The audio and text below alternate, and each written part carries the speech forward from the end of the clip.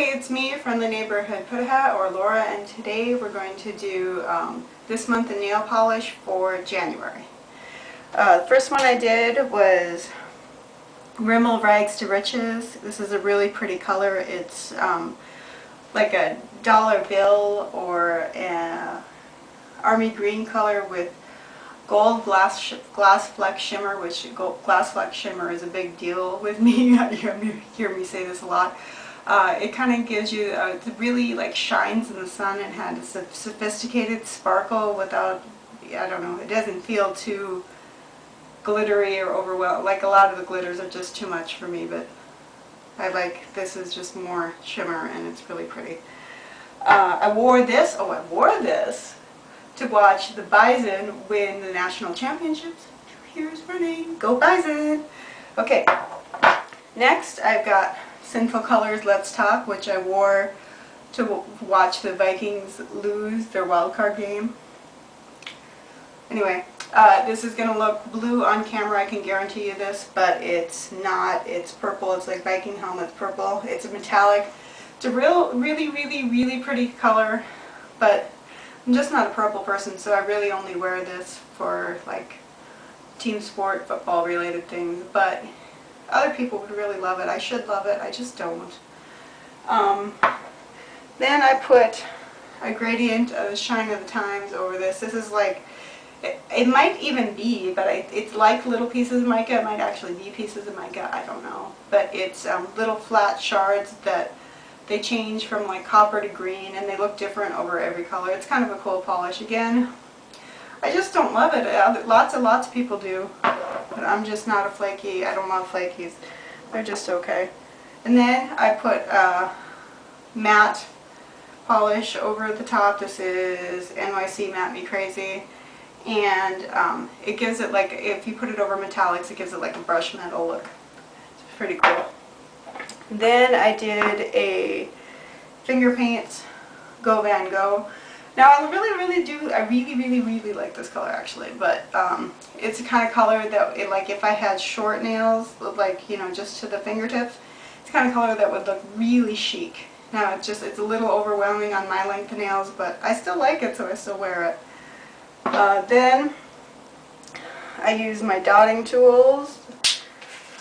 Dotting tools, if you're going to do dots, they're worth the investment. They're only, like, I got that for like $5. I think you can get them even cheaper. You get them, that one's from Amazon, you can get them on eBay. And I used Wet n Wild Garden Hose. This is an old one from an old collection. Mints are going to be huge this spring. There's like mints in every collection. If you think you like mints, it's a good time to get one if you don't have one. And then I used finger paints, a tough art to follow.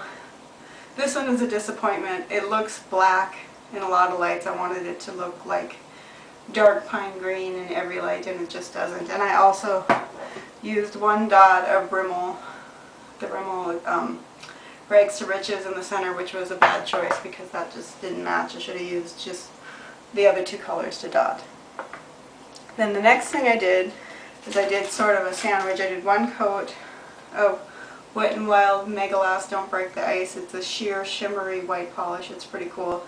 I should have taken and removed some of the staining from my nails first because you can see it through there, but didn't. Then I stamped with Conad M60.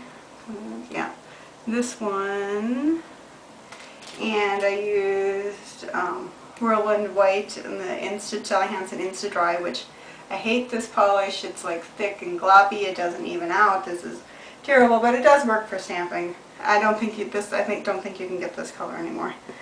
But it looks really pretty in the picture, and it was really pretty. It's just too subtle to see, like, unless your nails were like right here, you couldn't see the design, which was, like I said, was pretty, but you know, whatever.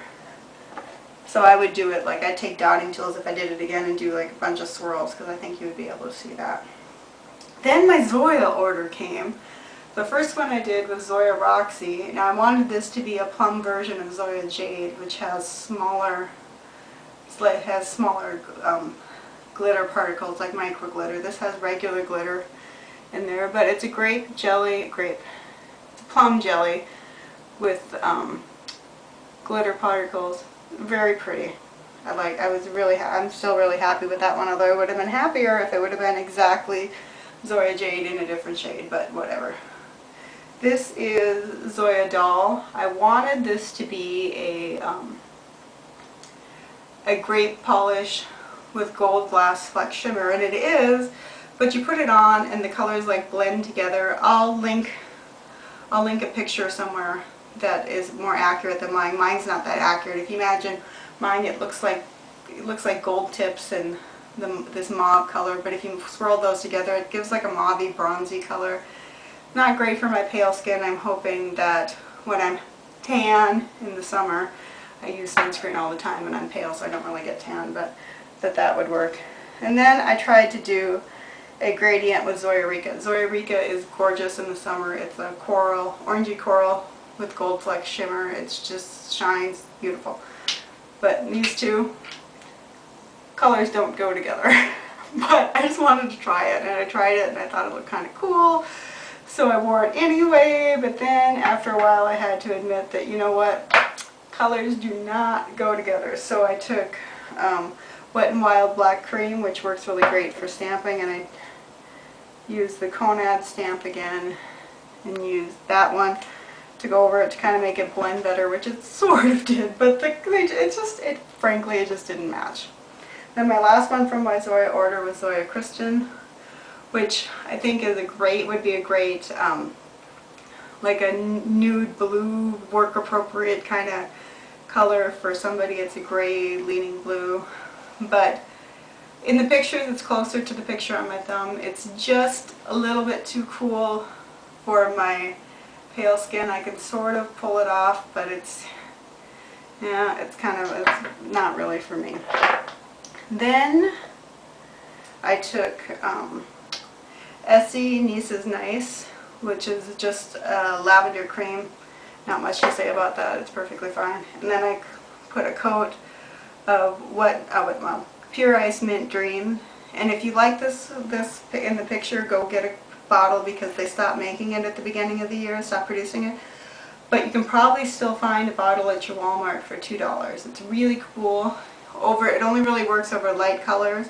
It's great over both like the mint polish and the lilac, but you know, any light color that you'd want to mint over. It gives like a duochrome pearly flash of green. It shows up more than in the picture. Unfortunately, I wish it just showed up the amount that's in the picture, but I really like it. It's cool.